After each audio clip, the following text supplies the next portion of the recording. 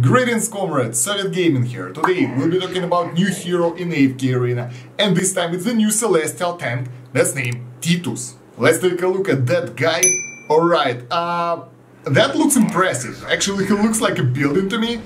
Alright, strength-based tank, so far so good. So as always, let's go over the skills, signature item and exclusive furniture, then we'll move on to the combat testing, then we'll talk about artifacts and team composition. Timestamps are down there, so you can always scroll to the part that you want. Alright, skills. First, ultimate skill. This is a passive, basically from the start. Titus is immune to control effects throughout the battles and receives 35% less damage. At the start of the battle, Titus enters a dormant state until his ultimate ability is activated. When he activates an ultimate ability, Titus expands 50 energy points per second and his energy recovery is reduced by 60% and his attack rating is increased by 20%. Each normal attack expands 25 energy points and deals 150% AoE damage. Once all Titus' energy has been exhausted, he re-enters the dormant state. And at level 3, when this ability is activated, Titus will deal with one attack.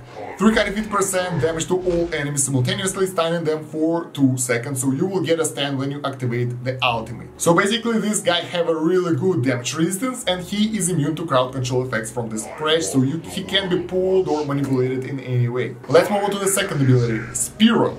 Titus continuously spins both arms in a spiral motion, dealing 170%, actually 220% damage every 0.5 seconds to nearby enemies, also knocking them backwards. While spinning, Titus consumes an additional 75 energy points per second. Before Titus' energy is exhausted, he will spin for at least 2 seconds.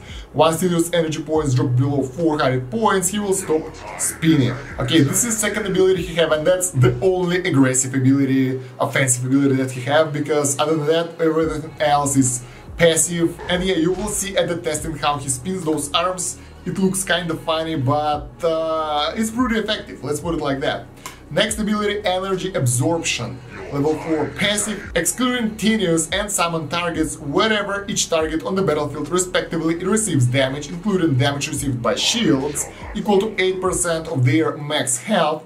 The target will produce an energy orb, which Titus absorbs, allowing him to recover 80 energy points. Each character may only produce an energy orb once every second. Now, the levels giving the different bonuses, so we gotta go through each of those. Level 2, after absorbing 4 energy orbs from strength-based heroes, the percentage of the damage Titus receives is reduced by 15%. Level 3, after absorbing 4 energy orbs from agility-based heroes, Titus' crit rating is increased by 30%. At level 4, after absorbing 4 energy orbs from intelligence-based heroes, Titus recovers 20% of his max health. This effect can only be triggered once. So basically this passive allows him to get orbs from when his allies take damage and recover his energy, prolonging his active state, his spinning state, and his damage dealing capabilities. So in order for him to be effective and doing damage, your allies should be taking damage. Moreover, I have questions to those level 2 and level 3 abilities. Do they stack? Are they stackable? If you get 8 orbs, do we get even higher damage reduction bonus, because that can reach 100 if you have a lot of strength-based heroes in your team, and yeah, that will be really interesting to test out. Next ability, Guardian's Shield, the passive.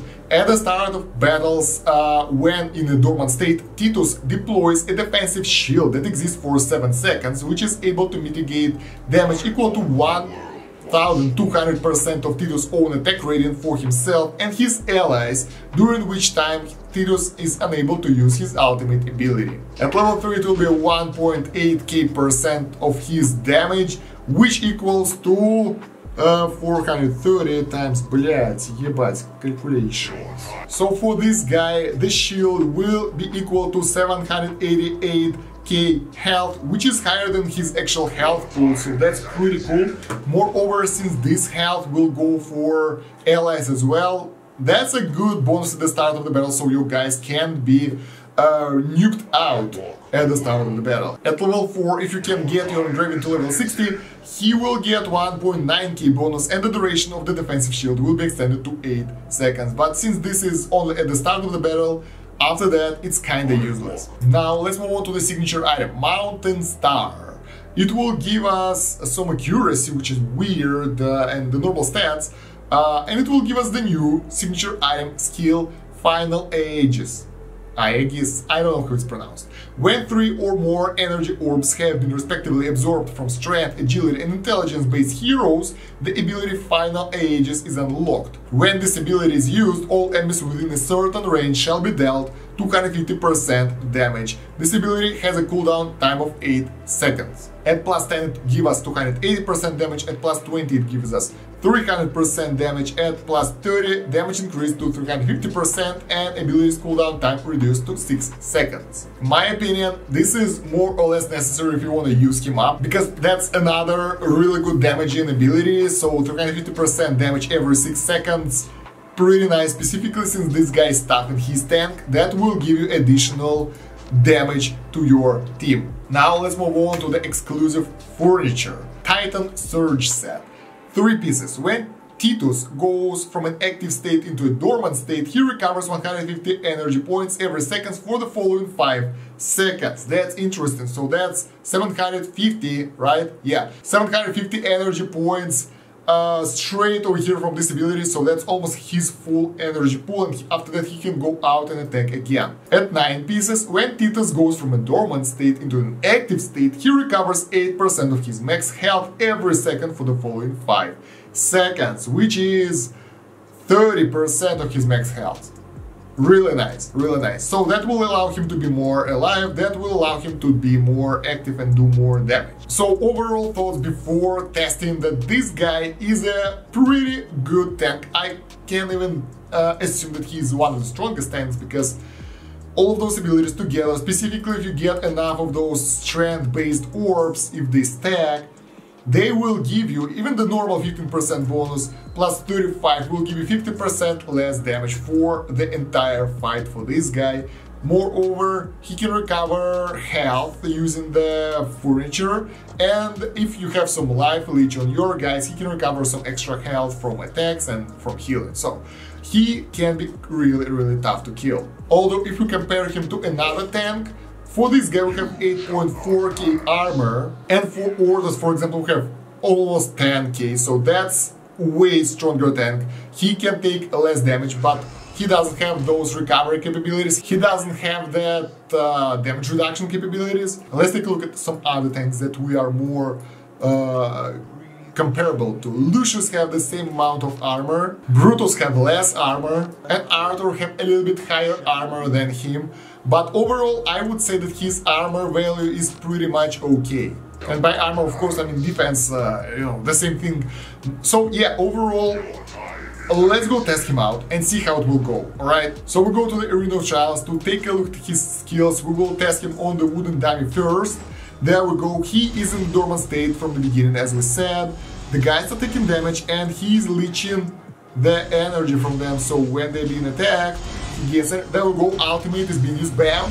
He dealt damage to everyone and he started moving after that. So before that he will be standing on the same spot, moving around, the spinning attack.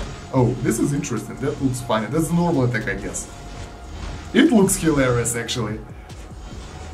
There we go, he spins again, and his spinning attack actually does quite a lot of damage. But other than that, he looks pretty cool. Yeah, we don't have enough different units, so we can see the Final Aegis over here, I guess. So right, nothing to see here. Let's go and test him out in the actual combat. So Arena Guardian. We have some Arthur, we have Nara here. I tested it before, so she can pull him. He is immune to all control effects. So we'll place him against Nara and we'll use some other guys around. Some of those guys will be pulled by Nara and he will be totally useless over there, as you can see. Bam, totally useless. But he can counter some strong enemies, and let's see if we can pump up his defensive values by using as many strength-based heroes as possible. We don't have that many over here. So let's give it a try like that. I'm curious how it will play out. Let's go into the battle. He starts in dormant state, but since we have more units over here, they all take a lot of damage, and you can see that he's recovering way more health right now, really fast, and he's going into the ultimate state way earlier. As you can see here, bam, he started spinning. We got a lot of those ultimates going on, Nara will be down really soon, so we have... I can't really see because of all those special effects what does he do. Rigby is dead, Satrana is dead, we have him at the front line, so I'm curious if he will be really good in terms of defense and how long he's the last man standing. I think he survived pretty well. Let's take a look at the stats. Actually, no. He did the most damage though. That's curious. So he did the most damage. And the damage taken isn't that high for him. Rigby tanked more. That's curious, because I thought that he will take more damage. But other than that, I think that was pretty fun. Alright, over here we have 4 strength-based heroes, so that will be a curious experiment. If we get the healer with them, it will be even better, but we don't. Let's get this lady. That will give us additional energy, I guess. So let's go like that. I really want to see... Oh! First of all, we have Atelier here. So he can be a good counter to Atelier. Take a look at this. When Atelier attacks with her first attack, she usually deals insane amount of damage to the enemy, but this time she couldn't do that much because he tanked it all and we saved one of our guys from dying. Because usually when Atelier attacks someone, he is going down really fast. Alright, other than that, in this team, I can't really see any buffs. There are shields on our guys.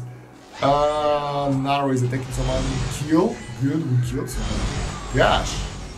Can I just turn off most of the special effects so I can see when my main guy is doing something? I can't really see. I can tell you guys that he can last for a while over here because of all those guys around. So, as you can see here, he survived for a really long time.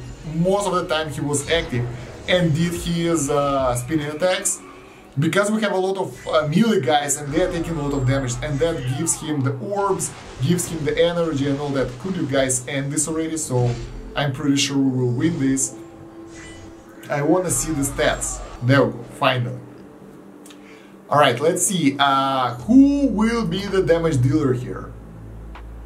Not bad guys. So overall he performed here just the same as other tank warrior units. He took way less damage though, so we can see that this guy managed to take more damage and don't die and healed himself. Other than that, I think that his performance as a counter for some assassin unit will be really good. So if you face someone who will backstab you, he is your go-to guy. Moreover, he won't be consumed by the butcher, he won't be pulled by Aaron over here, as you can see. People started, that won't happen. Bam, pulled, no one is consumed. So yeah, he can be crowd controlled for the whole fight and you can use it for your own advantage, guys. And overall, I think that his damage output for the tank is pretty much okay. It's not that great, it's not like the best damage dealing unit, but for the tank, who have that high amount of damage resistance, who have that amount of different abilities, we're getting a lot of orbs. I really want to see the final ages work. Yeah, I think we need different orbs for that, because it doesn't seem to work. Oh, that was the final ages, I guess. So he did a lot of damage here. He did a lot of damage in this fight, and I'm curious why. I'm not sure that he used the final ages, because I think that we need different type of orbs in order to activate it, not just 4 of any orbs.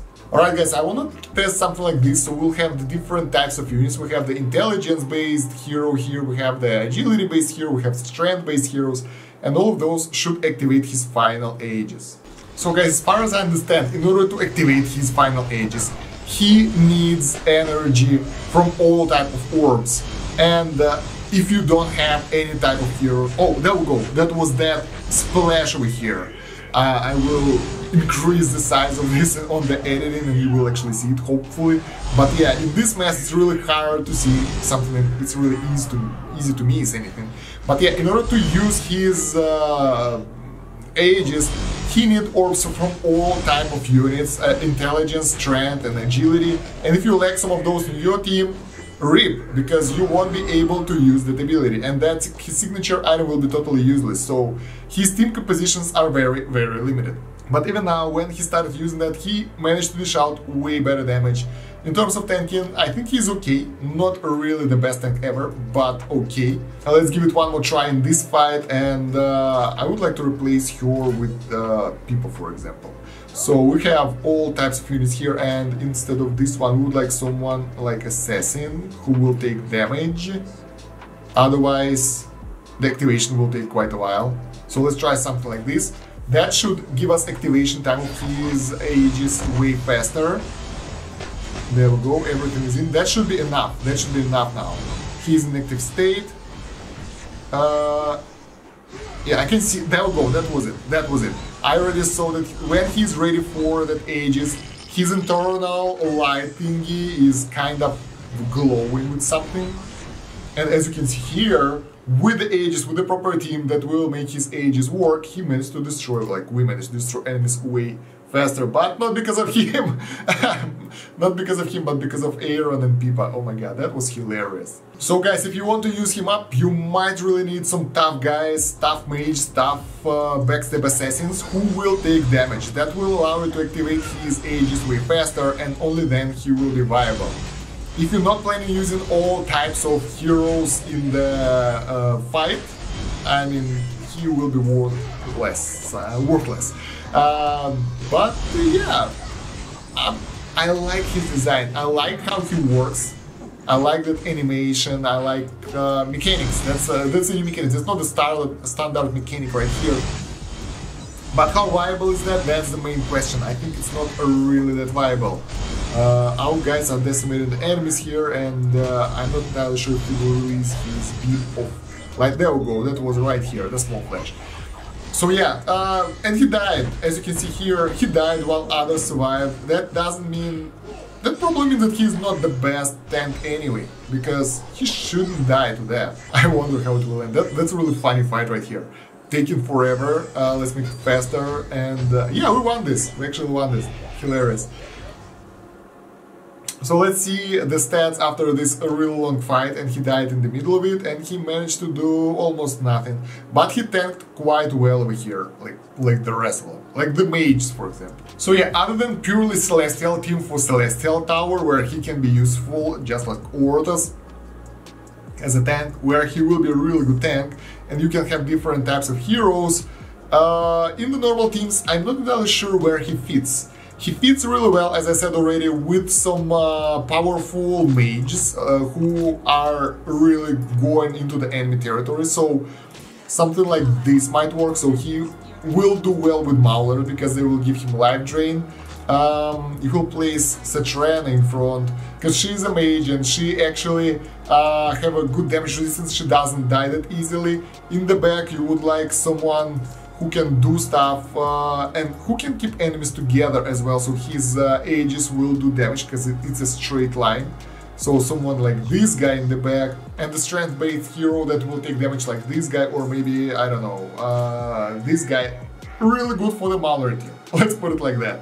I like this idea. I don't know if it will work or not, I'm not sure, but it looks pretty good. It looks pretty good, it looks promising. He also can be a good addition to the stall and invade comp if you're gonna build that, so probably he might work there, but I'm not entirely sure on that. He will also work well with Addis, because Addis will pull enemies to him, they will come to him, and that guy can swing around, do AoE damage. So basically, everyone who will make enemies in one group will do well. Something where Belinda can do AoE, that guy can fit as well as a tank. Honestly, this hero have a pretty unique mechanics, so it's really hard to tell the good team compositions right now without the proper testing, and it will take quite a while to figure out how he will work. So I'm pretty sure some of the guys will find out a really useful way to use him. As for the artifacts, well, as always, the normal artifacts like Dura's Grace, I don't know if it's good or not for him. He's a really weird character.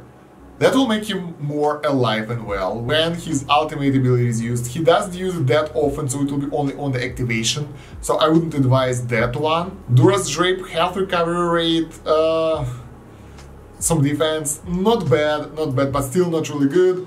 Chalice of Vitality for this guy, that might be a good one. That actually might be a good one, because that will allow him to recover health during the fight and will make him more alive. Moreover, it gives HP and defense boost, which is pretty nice. Then let's move on to the tanking artifacts. The barricade might be a good option, but I'm not really sure on that. Waistband of resilience might be a good option because of the good stats and damage to any enemies when they're under effect of crowd control. If you have crowd control in your team, and life limit would be, I think it will be the best option right now. It will give you some received healing, and actually it will be 11% more of healing, which is really good. More HP, and the ability of the artifact might be good as well, because the enemies who are far away will get attacked and there will be an away attack, so you will be able to do damage to the ranged units. And since this guy isn't that mobile, that will be a good option for him. So what are my overall thoughts on Titus? Pretty interesting mechanics. I really like the mechanics, it looks pretty cool, but that have a drawback. If you don't find the right combo how to use him, if you don't have the right team, he will be pretty much useless. His signature item, which is actually, as we saw in the testing, the main source of his damage, is totally reliant on having 3 different types of heroes in your team, so you will need strength, agility and magical heroes, intelligence based, and if you don't have any of that, that will be totally useless. And yeah, that will make him way less usable in the most teams, because you will have to tune the team around this celestial hero, while most celestial heroes are a good addition to any team, because they will give the bonus to all the factions. So in this case, it's really strange, and I'm not entirely sure how he can fit in.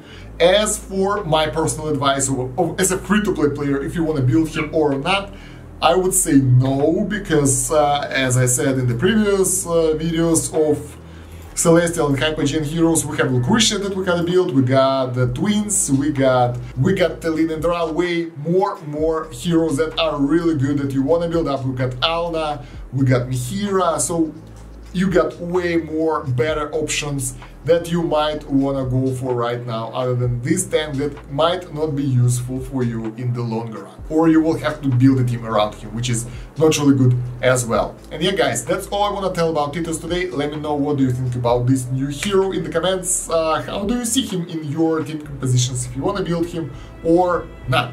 While you're going there, don't forget to like the video, share it with your friends and the guildies, and don't forget to subscribe to the channel, hit the bell button, check the pinned comment in the video description for the links. We have more AFK Arena guys over there, we have fantastic Discord, and a lot more things that you might like. That's about it for now guys, thank you for watching, Soviet out, до свидания.